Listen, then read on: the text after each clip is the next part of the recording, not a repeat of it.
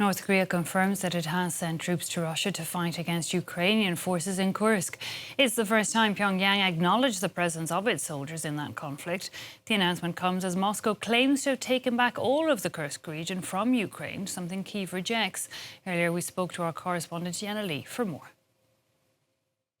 North Korea's state news agency published a detailed statement commending troops' heroism in the operation to quote-unquote liberate Kursk. This is a region that Moscow claimed they'd won back last week, but Kyiv denies. The North Korean statement then aligns with Russia's view of the situation on the ground, celebrating what they're describing as a success in this contested region. Let me bring up some quotes for you. They say, "Our armed divisions made a significant contribution to the defeat of the Ukrainian neo-Nazi forces and the liberation of the Russian region." It goes on to say it's the pride of our country and our people that we have such fine soldiers.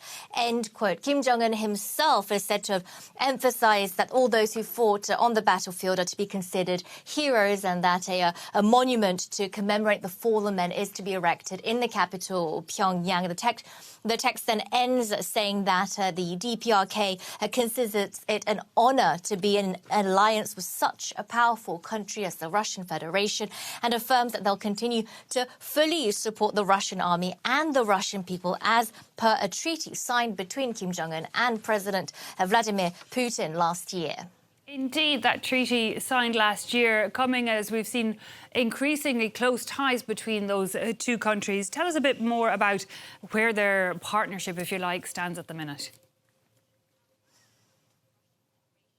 Well, in June 2024, Kim Jong Un and Vladimir Putin signed a mutual defense treaty, the biggest defense agreement for both Russia and North Korea since the end of the Cold War, in fact. According to that deal, when one of the two countries is attacked, the other swears to help the other one out. Since there has been a wave of very high-level meetings and outpourings of public support last month, Sergei Shoigu was in Pyongyang, and there's also talk of a potential visit by Kim Jong Un to Moscow as well.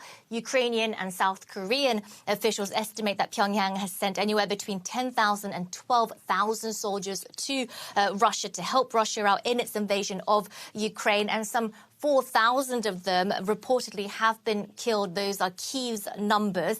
In any case, this is a significant number of boots on the ground as Russia struggles to deal with manpower shortages as the war continues. There have been also some few reports coming from the ground about the way North Koreans have been fighting. CNN cites Ukrainian soldiers who describe the tactics they use, such as using other fellow North Korean soldiers as bait to lure drones or removing essential protective gear in order to be able to run faster on the ground. It's not just about those boots on the ground, though. Of course, Reuters has revealed that Russia also relies on North Korean shells on the battlefield, tracking some 64 trips made by Russian container ships to and from North Korean ports between September 2023 and March 2025.